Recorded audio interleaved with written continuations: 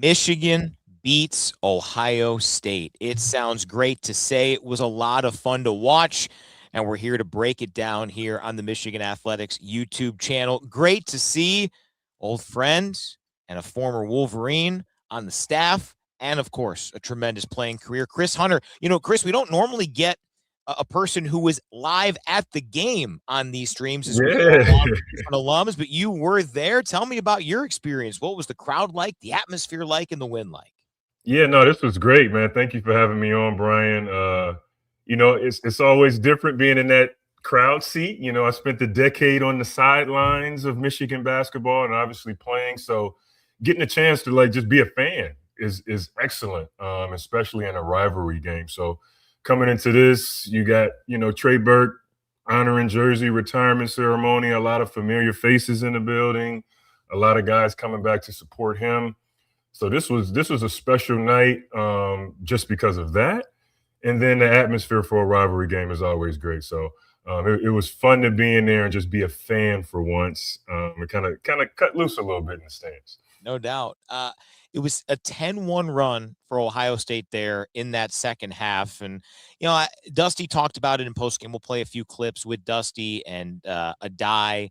We'll share something from Roddy here in a little bit. Drew Williamson, Michigan assistant, coming up. But what'd you see after that? Dusty calls a timeout, and then it felt like certainly never this huge run, but they just kept chipping away, an 11-0, a couple of 8-0 runs. What flipped there after the early second half? Yeah, I think Michigan was really able to, first and foremost, defensively kind of impose their will the way they wanted to. I think their game plan, of trying to limit, the point guard and trying to really keep those guys out of the paint and contest shots was a good game plan. So in that second half, I thought they were able to string a couple possessions together defensively that really rattled Ohio State. And then Michigan was able to get out and run and get some tempo and really get a good flow. I think Ohio State did a really good job in the first half of kind of just breaking their rhythm offensively and making some plays for themselves offensively with a couple prayer heaves from three-point line from Mobley. And then once you get that going, some other shots get going for you. But in the second half, I thought Michigan was really able to kind of lock in defensively and be the team that they've been all year, very disruptive, and get out and play in some tempo. We've got plenty already in the comments here. We got Faded Emp13. Okay. They're excited. They're fired up. Craig, bring on Nebraska. We'll talk a little bit about that. That's another tough challenge coming up on Tuesday night, which is, hey, you keep winning, you keep getting another great opportunity. Tell me what you've seen from Yaxel Lendeborg. It seems like that calf injury has gotten close to, if not at 100%. And I think we saw some of those big-time plays, big-time moments from Yaks. How would you assess his performance? Yeah, he's a pro. And I love, I was sitting at the game and watching it with two of my boys at the game. And it was just like, I love his personality on the court. I think he plays with great joy and great energy, and everybody feeds off of that. And he's just an excellent, versatile player that makes it hard for teams to match up with him.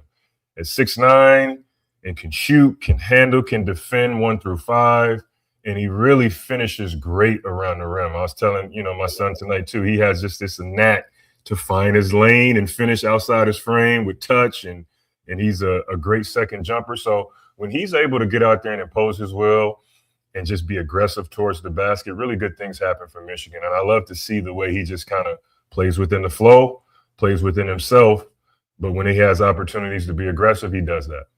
We'll have Yaks on the audio version of Defend the Block, which will come out in about an hour and a half or so. But he said in that conversation how important it was for Michigan to get the win for Roddy Gayle Jr. And Roddy talked about with me on the postgame. We'll play the clip here. The Bruce Thornton defense that they played against him. Here's Roddy on his former teammate. That was my scout. There you go. I'm joking, but it was a team effort. Definitely put in some new coverages. And I think our guys we knew it was team defense. Like, we can't have another night like Wisconsin where their best guys are the people that beat us. And that's just kind of something that we all bought into, just kind of stopping their main guy and then kind of make somebody else beat us. And not only, Chris, have the Wolverines been able to prevent a team's best player from going off, but the last two games, the opponent's leading scorer coming in average-wise, has had his season low. Lamar Wilkerson for Indiana on Tuesday had a season low 8 points. Bruce Thornton had 11 or more in every game until today at 10. What did you see from Michigan in particular? Mobley got his. Tilly got some, including a bank 3. 2 threes for him. But what did you see in that Thornton assignment? Yeah, I thought they were really, really great on just keeping a body on him. He does a really good job of kind of playing like a Jalen Brunson, where he can get downhill and into the mid-range and use his frame and his body to create space. And I thought Michigan did a good job of just staying on his hip and making tough shots for him, making him shoot over people, making him contest. And when he drove, we had good guys swarming the ball and making it tough for him to make reads and make plays. So that was very impressive to see the way they were kind of been able to cut off the head of the state for Ohio State. So I think Michigan just has the personnel to do it. They got a lot of versatile defenders with size, strength, and ability to move their feet, and they did a good job executing. It's interesting. We have a best in the game, basically a player of the game feature with Terry Mills on the radio broadcast. And, unless it's very obvious, I kind of just lob it up to him and say, hey, you're the national champ. You tell me who was the best player in the game. So I'll tell you, it was not Yaks. So who do you think, Terry? Can you guess who Terry picked? It was a little off the wall, but I understood where he was going at. Who do you think Terry picked as the best in the game? It wasn't Yaks. I mean, Terry, a big guy to big guy. I think, with Michigan, size always matters. Don't let anybody tell you different than that with Michigan. So if I had to guess what Terry Mills picked, I would say Aday. I mean, I thought he was really disruptive in a lot of ways defensively. And even though he didn't have a monster offensive game, what he was able to do out there really changed the landscape of what Michigan was able to do on both sides of the floor. So if I had to guess, I would say Aday Mara. So I picked Aday for the post-game interview. That's who I thought he was going with, and I did want to share this from Aday right after the game about the crowd. I thought he put it really, really well. First of all, as every game, fans, they were incredible today too. It felt that we had like 6 players on the court. But yeah, my first time on this type of game, we were all super excited before the game. We were ready. That's Aday Mara. It was not, and normally I would agree, it was Elliot Cado who Terry selected. Now, obviously, if you look at the box score, it doesn't jump off the page, but he might have had 2 of the biggest shots of the game with his 2 threes in about a minute 25 stretch. Yeah. And to do that, plus 8 assists in this ball game, had a few turnovers. Michigan had a few turnovers as a team in this one. But size up Elliot from your standpoint, and I mean, from your playing days and from your coaching days. There have been some incredible point guards, one of whom obviously honored here in this one in Trey Burke, which we'll talk about in a little bit. But tell me about what you see from Elliot, because, boy, he does some things that very few people can do. And for him to have 2 of the biggest shots in the game and only take 4 total shots was pretty impressive. Yeah, it was impressive. I thought he let the game come to him early in the first half and trying to figure out what Ohio State was doing defensively. I thought that broke the rhythm of Michigan in general. But for him, I really love the way he just controls the pace of Michigan game. When the ball is in his hands, you feel like good things are going to happen. And he's been shooting the ball so well early on in the season that I wanted him just to continue to keep shooting. I thought they kind of, Michigan as a whole, hesitated on some of the open shots that they got. But in that second half, he just stepped in, got his feet set, and let it fly. And that's what you have to do as a point guard and as a lead guard. When the shots are there for you to take, he stepped up and he took them and he made them. But as far as the ball in his hands and being attacking downhill and seeing plays before they happen and passing guys open, I love him as a point guard, and he competes defensively like no other. They're really getting after the ball, getting over screens. And so he's been a really great addition to see to Michigan this year, and he's been kind of the engine of this team from that point guard position. No doubt. From one great guard to another former great guard and now great coach in assistant Drew Williamson. Coach, thanks for stopping by. Nice win, huh? Big time win, man. How you guys doing? Fantastic. Good. Appreciate you hopping on here. Let's start while we're talking about Elliot. What'd you see from him? It seemed like he kind of let the game come to him, but boy, he had 2 big shots in the second half. Hit some big shots for us, man. I think the thing with Elliot, I think the first half he got in some foul trouble, and it kind of messed his rhythm up a little bit. But he's our engine. Like when he's playing well and he's pest on defense, and then him being able to control the tempo of the game is something that we always pay attention to. And when things aren't going great, we just talk to him. Elliot, pick the tempo up and just control the flow of the game. And I thought, like you said, late in the game, he made some nice passes to Aday and Perez, but the 2 shots, when we were struggling to make some shots, is what really good point guards do. They find the right time to make the right play for us, and I thought he came up big for us. Chris, questions for Coach Williamson? Yeah, I think, for me, I always want to ask about kind of some game plan stuff and get your thoughts on coming into the game defensively, what you guys wanted to do, what you guys wanted to take away. How would you grade the performance of the Wolverines tonight on kind of coming into the game, your game plan, what you wanted to take away from Ohio State, and how were you guys able to execute that tonight? Yeah, I think the biggest thing were that there are 3 guys, man. I think, Thornton, Mobley, and Royal were the 3 guys we really wanted to key in on. And I would probably grade the first, I grade Mobley, man. He got loose on us a couple times. And he's one of those guys that make you pay. If you make a mistake, he makes you pay every time. I thought we lost him a couple different times where other guys were penetrating, and the thing that we talked about was just stay attached to him. They're looking to kick out to him, and I thought we lost him. So, you had to grade it probably a B in that area. Okay. I thought we made the game really, really difficult for Thornton. And we started Yaks on him just to see a bigger body, and we would come off and he would set a ball screen and we put Perez on him. So you got 2 really good defensive guys with size that we wanted to try to make life hard for him a little bit. And I thought they did a really good job with forcing him to take tough shots. Yeah, 100%. So Roddy did say, when I asked him about the Bruce Thornton defensive effort, he said it was his scout with a little bit of a chuckle. But how much does Roddy help in this? Because you could tell, just as those guys, him and Bruce Thornton or Devin Royal, they were jabbing at each other, having some fun, catching up a little bit. How much does Roddy play into the prep for this and also the motivation for this game? Yeah, Coach called it the Roddy Gayle Classic. He said we won the Roddy Gayle Classic.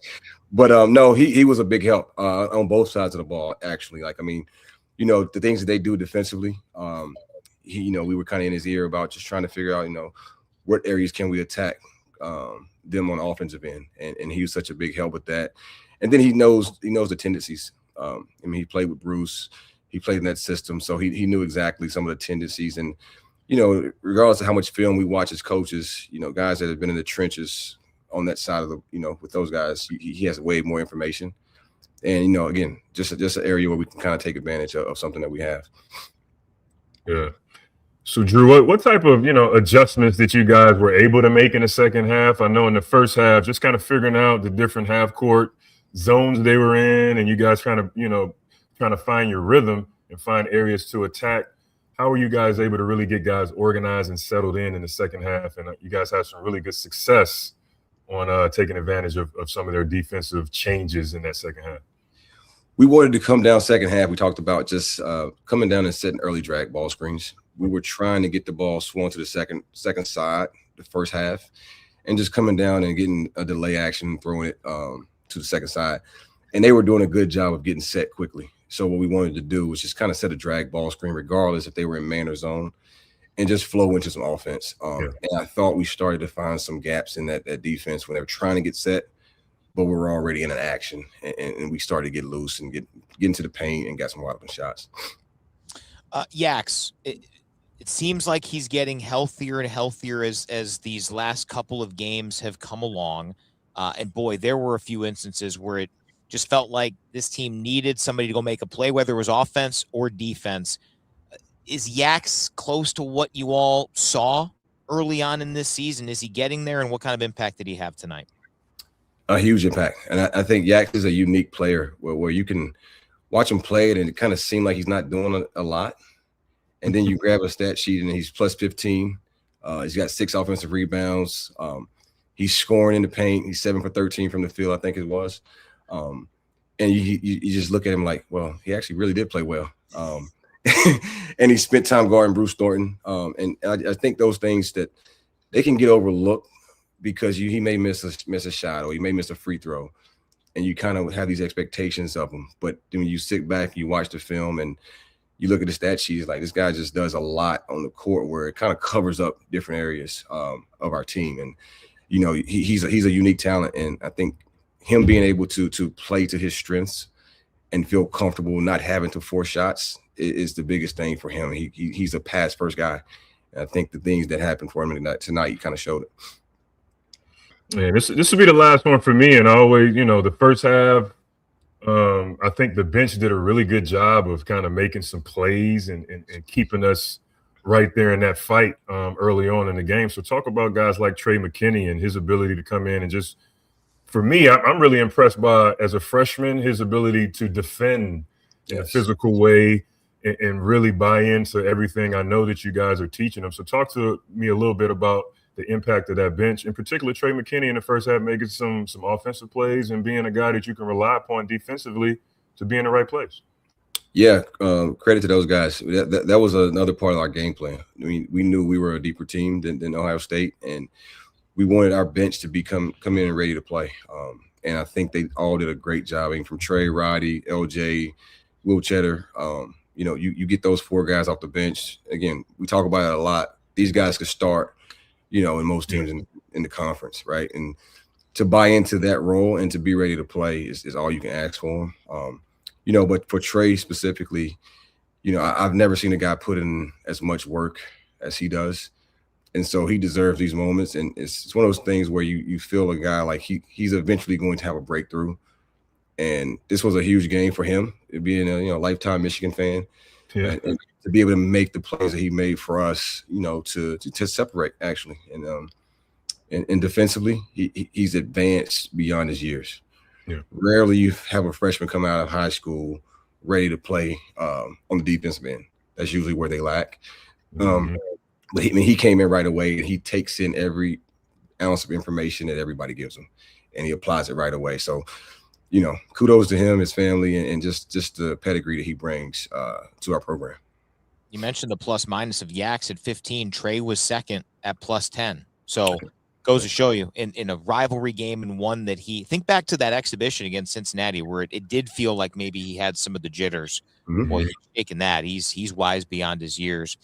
You know, it's interesting because you know, Chris made a great point about some of the other bench guys. Trey, I mentioned before you hopped on that Terry gave his player of the game to Elliot Cado because of those 2 big threes and his assists. Craig here on the comments saying Will player of the game. When you have all these guys who contribute, where it is genuinely difficult to say, okay, if you had to say who is the MVP of the game, you have a real challenge to figure it out.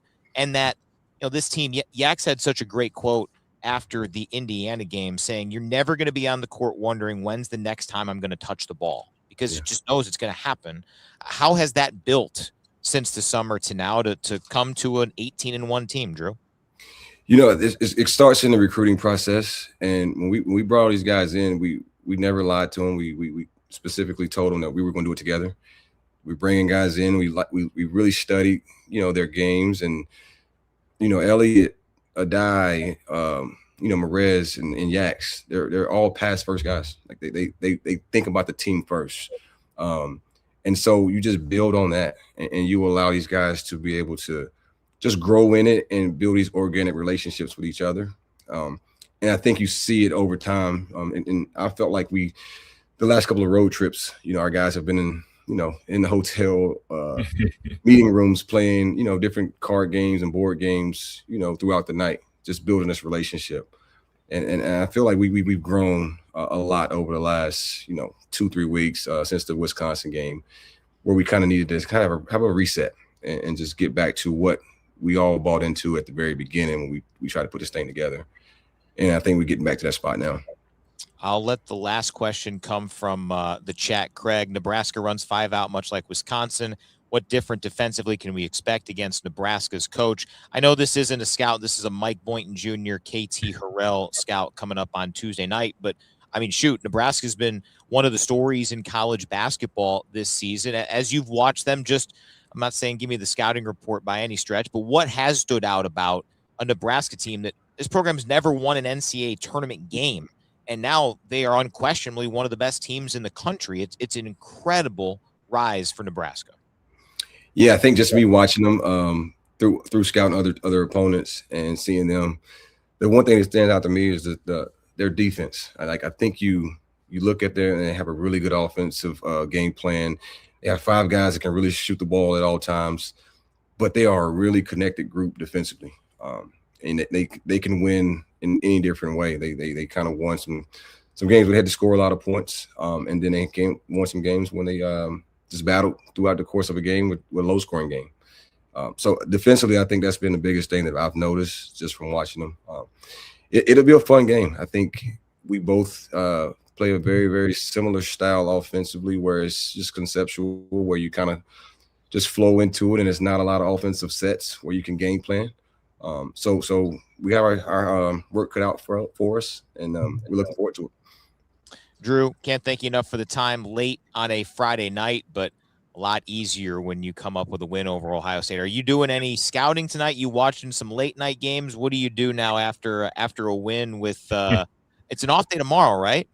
It is off day tomorrow. Yeah. I'll probably take a look at the first half of tonight's game and do the rest of it tomorrow. So I'll probably shut it down. No doubt. Well, hey, go do your thing. Thanks again. Appreciate it, man. Heck of a win. Appreciate it. Drew Williamson here talking about Michigan's victory over Ohio State. Getting to a couple of comments here from some of the other viewers as we were going along. Nathan echoing kind of what we talked about. The defense was outstanding in the second half. Baited Emp saying the on-ball defense is something from another world. I mean, Chris, you know the game through and through, and the fact that Michigan now is, and really they have been, I think, since Vegas, they are number one in the country in 2-point offense and 2-point defense.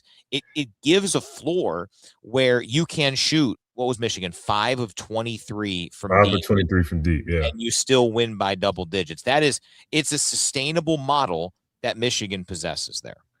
Yeah, 100%. I think we've been talking about it, and everybody's been talking about their size and versatility. And when you have a group like these guys who are versatile, who are big, strong, fast, can move, and are connected, then you put yourself in a really good position to play some really good defense. So I love the way these guys get after the ball. They're running guys off the 3-point line.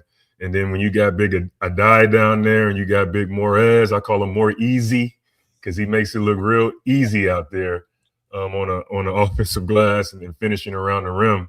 When you got guys who are rim protectors and you got size and strength, and let's be honest, we got some older, experienced guys out there who's played a lot of basketball. So that puts you in a good position to be a really good defensive team. And like you said, the floor is very, very high for this team. So it's a great thing to see. And I'm sure Dusty loves having that floor of like, I know we can go in here and compete defensively with anybody because we have versatility. I can put big lineups. I can put small lineups. We can switch a lot. We can do whatever we need to do to execute our game plan defensively against the other team. And that's a great, great tools to have in your tool bag. Craig confirming size does matter from earlier. It does. Don't let anybody tell you differently. Now, I have to ask, I didn't want to bring it up with Drew because it wasn't as good of a memory for Drew as it was for you. But do you remember when you saw Drew Williamson on a basketball court way back in the day? I don't. No?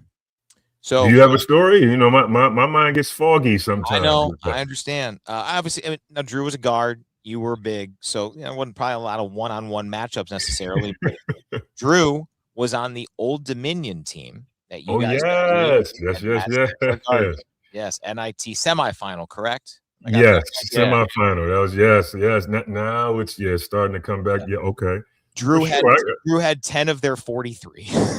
That's all right. I gotta talk. I gotta go watch that game again. I gotta find that, and then next time I see him, I can talk a little trash to him. I know. Again, I didn't want, we're asking him to come on here at 11:40 at night. I didn't want to say, hey, Drew, one more thing, by the way, let's relive the loss to Michigan. But no, he was a great guard at a mid-major level. He was a baller and obviously turning into an outstanding head coach. The other thing I wanted to bring up to you, another memory, I'm pretty sure I've got this right, but the Ohio State game in Columbus was the game where they showed you on camera on the phone, right? That was in Columbus, correct? That was in Columbus. I mean, that was a heck of a game. I think we were like, that was the bubble year. It was the bubble year. We were 2, they were 3, or 1 and 2 or something. So it was a heck of a game, and it came down to the stretch. And yes, they got me. They caught me lacking. That was probably So I remember Aunt Wright tweeting out because people were like, "Oh, Michigan's cheating and all this and that," and it's like I think Ant was like, "No, Chris is the Dobo. I think he's talking to either the bus or the people delivering the food." Was that what you were doing? 100%. The guy who was delivering our team meal had called me like several times, and I kept like hitting it on my watch, like decline. And I tried to kind of sneakingly, since in the bubble we had like 5 feet of separation, and I think I was like maybe 2 rows back from the initial. So I tried to sneak and say, "Hey, we'll be out. This game is going down the wire. We'll be out there. We'll get somebody to receive the food from you." So just trying to do my job. Wasn't cheating. I don't know who I would be calling to cheat, but just trying to be a good citizen and do my job well and make sure our guys were nourished after that victory. But no, that was funny. That was a funny moment, and when you learn from, when you laugh at it a couple years later. I can't tell you how many Google searches I went through to try to find, and Twitter searches to see if I could find the picture. I could not. I was bummed about that, but I did a good job of scrubbing that off Google. I paid a couple. You did. I know a few people. Oh man, that is fantastic. Few final thoughts. First off, what have you seen? How much Nebraska have you watched? I mean, truly, like this is an incredible story that we're witnessing. As we all expected a few years back, Indiana football would win the national championship on the gridiron, and then Nebraska basketball would be one of the final undefeateds in college basketball, one of 3 with Arizona and Miami. We do have a few Arizona fans in the chat, so hey, hope we see you all in Indianapolis. That would be fantastic to have that matchup. But they get Minnesota coming up tomorrow. I'll be dialed in on that game. But yeah, just tell me anything you've seen. If not, I don't want to put you on the spot, but this is a fun matchup. No, it's going to be a really good matchup. I've seen a couple of their games kind of here and there. I'm always following everybody in the Big Ten, but I mean, it's a great thing to see for Fred Hoiberg. I know he's had some up and down years. So being a fan of him as a person and as a coach, it's good to see this team playing the way they're playing right now. It's going to be a tough matchup. They're similar to Michigan, and they got a lot of old, experienced guys who've been through the fires, and they have some positional versatility. So like you said, they got bigs who can post. They got bigs who can step out and shoot. They got guards who can shoot. They got guards who can drive, and they're really connected on defense. So it's going to be a fun matchup. I think, with what Michigan can bring to the table, both with their versatility and their size, it should really be a fun matchup. And, obviously Michigan's going to come out on top. But, Nebraska presents some challenges that I think Michigan will be well suited to handle. All right. You put your coach hat on. We all know that doesn't matter. 18-1, it's about getting it done in March and April. Dusty calls it April habits. Yep. If you are with Drew Williamson, with some of the other coaches right now, and you're saying, okay, if we can scrub this, fix this, improve this between now, say over the next month, right? Not even Big Ten tournament yet, just over the next 4 or 5 weeks, what would you have at the top of your to-do list to take this team from really, really good to where they are back in that number 1 spot, national champion favorite, all of that? Yeah, I mean, this team was playing so well early that they set the bar so high for themselves. It's going to be tough to, consistently get there. What I've seen from this team, all year long is their ability just to be solid and really compete on both ends of the court. I mean, physicality-wise, they're there. Defensive-wise, they scramble, they talk, they communicate, they get on the glass, they challenge and block shots. So for me, cleaning up those turnovers in some cases, and then getting to a point right now where they can really have a rhythm shooting the ball. I think early on, everybody was shooting the ball very well. And then when you get the ball, being shot by everybody, then you get these 40-point and 30-point wins. So if they can continue to just execute at a high level, cut down on some of the turnovers, make a little bit higher clip at the free throw line, and then get back in rhythm shooting the ball, I think they'll be good. But what they've been seeing out throughout the course of the Big Ten and what they will see will help them be prepared for a long, long March run. Because the Big Ten, you got a lot of great coaches who scout, change the game plan up. So them seeing what Wisconsin did to them with some shooting bigs and popping and doing a lot of great stuff, and then coming up with Nebraska and all the other teams that will be playing, and Michigan State, Purdue, all of those guys, they'll be well suited to make a deep run in March. All right, fans know you. They've obviously seen you in the maize and blue for a while. You, I know, are still staying involved in the game and also still talking the game. So tell fans where they can still find you and what you're working on from the game of basketball standpoint. Yeah, so this past year has been a really, really fun year for me. I've been really entrenched in the youth basketball scenes, the grassroots youth basketball scene. So been doing a lot of youth basketball training here in Ann Arbor. I started a program called Blue Zone Hoops, a little playoff of Go Blue, and a little playoff of just, if you do a little studying on blue zones in the world, these are the people who live the longest because they have different habits and cultures that they abide by, and they live longer. So I wanted to have this as the blue zone for basketball. This is where you learn how to build all the habits that'll sustain your career for a long time. So that's been really fun for me. That's been growing. And then we're getting into a lot of other different things that I have down the pipeline that are growing and as well. So it's been a really fun time for me to spend more time with youth and really grow people athletically, and then just be that positive influence on them and help them build their confidence on and off the court. So that's been fun. Me and Daniel Horton, we've been doing our podcast a little bit. We got to get back more consistent with that. That's been a fun thing for us as well. But following these Wolverines, following sports, and just continue to grow and be a lifelong learner is the journey that I'm on right now. Love to hear it. You and Daniel do a great job. So excited to see those episodes as they keep coming out. And we'll have you and Daniel on here again sometime soon to break down more Michigan victories. But great to see you. Great to see you at the game today. And, man, looking forward to a really, really fun stretch run. There's nothing like it. For sure. But thanks, Brian. I appreciate you guys having me on, man. This is fun. Do it again. No doubt. All right, for Chris Hunter, for associate producer Josh Stoller, I'm Brian Bush. We'll be back Tuesday night, hopefully after a first ever loss for Nebraska in the 25-26 season. Michigan beats Ohio State. It's great to say. Thanks so much for watching, listening, everybody, and go blue. Go blue.